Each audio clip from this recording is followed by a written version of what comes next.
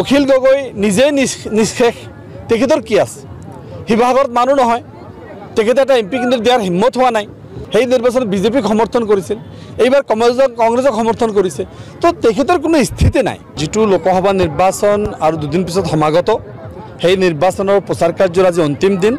আৰু অন্তিম দিন হিচাপে আমি কালাপানী অঞ্চলত পূৰ্বাঞ্চলত আজি হেলিকপ্টাৰ যোগে মাননীয় বদৰুদ্দিন আজমল সাহেব আহিছিল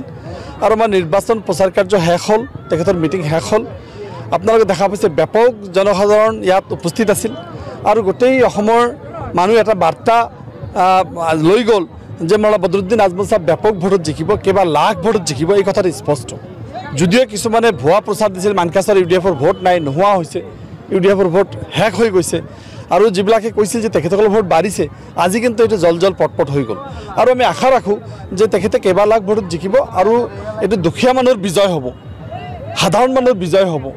লাঞ্ছিত বঞ্চিত মানুহৰ বিজয় হ'ব মাননীয় বদৰুদ্দিন আজমল সাহেবৰ বিজয় দুখীয়া গৰীব মুছলিম মানুহৰ বিজয় স্যাৰ তেখেতসকলৰ কিবা প্ৰগ্ৰাম আছিল আমি অৱগত নহয় আমি মাইকিং শুনিছিলোঁ তেখেতসকলৰ প্ৰগ্ৰাম হ'ব বুলি কিছুমানে কৈছে যে সেইটো ভুৱা প্ৰচাৰ দিছিল তেখেতসকল আহিব বুলি জনসাধাৰণ একগোট কৰাৰ কাৰণে মুখ্যমন্ত্ৰীৰ নাম শুনিলে মানুহ আহিব এনে মিটিং কৰিলে মানুহ নাহে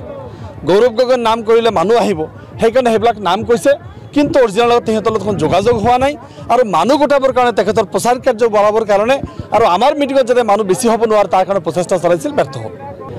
অখিল গগৈ নিজে নিষ্শেষ তেখেতৰ কি আছে শিৱসাগৰত মানুহ নহয়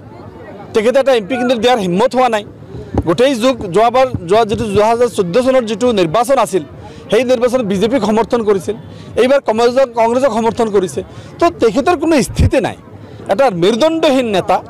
এটা দুৰ্বল তেখেত নেতা অকল পইচাৰ কাৰণে চান্দাৰ কাৰণে বিভিন্ন ঠাইত আন্দোলন কৰে পইচা পালে আন্দোলন বন্ধ হয় এইটো গোটেই অসমে জানে তেখেত চান্দাবাজ বুলি সবে জানে আৰু তেখেতৰ কথা কোনো গুৰুত্ব নাই এছেম্বলিত দেখিছে নাই কোনো গুৰুত্ব আছে তেখেতৰ এছেম্বলিত কোনো সিৰিয়াছ কথা কয় নেকি খালি হাল্লা কৰিব কেনেকৈ কেমেৰা সন্মুখত দবদপাই থাকিব পাৰিব কোনো ৰুলছ কোনো প্ৰচিডিউৰ মেইনটেইন নকৰে আৰু মাইনৰিটি মানুহৰ বিপক্ষে এনআৰচিৰ বিপক্ষে ডিভোটাৰৰ পক্ষে আৰু 71 চন কাটি 51 চন হ'ব লাগে তেখেতে আহি কয় মাননীয় বদৰুদ্দিন আজমল সাহেব জাতিৰ গাদ্দাৰ তেখেত চাওক এইবিলাক কথা চালুকীয়া কথা পাতিব পাৰে অখিল গগৈ এজন বিধায়ক হয়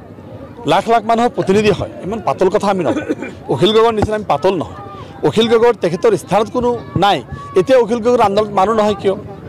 এটা সময়ত মানুহ হৈছিল আজি কিয় নহয় জানে যে এজন ধান্দাবাজ তেখেতে ধান্দাৰ কাৰণে আন্দোলন কৰে আৰু উজনি অসমত মধ্য অসমত গুৱাহাটীত এতিয়া ধান্দা বন্ধ হৈছে নামনি অসমত আমাৰ গৰীব চিধা শিক্ষিত মানুহ আমাৰ তেখেতে দেখা পাইছে তেখেতে মচিহা হৈ আহিছে তেখেতে মাইনৰিটিৰ জম তেখেতে মাইনৰিটি বিপক্ষৰ মানুহ অখিল গগৈ কৈছে যে লোকসভা নিৰ্বাচনৰ পিছত ইয়াৰ পৰা সকলোৱে কংগ্ৰেছত যোগদান কৰিব তেখেতে কৰিছে কাৰণে সেই কথাবিলাক ক'ব পাৰে আমি যোৱা 19-20টা বছৰে বিভিন্ন সময়ত বিভিন্ন দলে তৰুণ গগৈৰ পৰা আৰম্ভ কৰি সকলো নেতাই কৈছিল 6 মাহত দল হেক কৰি দিম 2 বছৰত হেক কৰি দিম যোৱাকালি পৰহি তেখেতসকলে কৈছে যে আমি বিসম্বাদ কৰি আছোঁ আমি বিসম্বাদ নেকি আজিৰ মিটিংটো বিসম্বাদ নেকি আজিৰ দলৰ বিৰুদ্ধে কোনো স্থিতি লৈছোঁ নেকি তো এনেকুৱা কথা বাৰে বাৰে কৈ আহিছে ভিত্তিহীন আমি ইমান গুৰুত্ব নিদিওঁ কিছুমানে চিঞৰি থাকে হাতীয়ে তাৰ কাম কৰি গৈ থাকে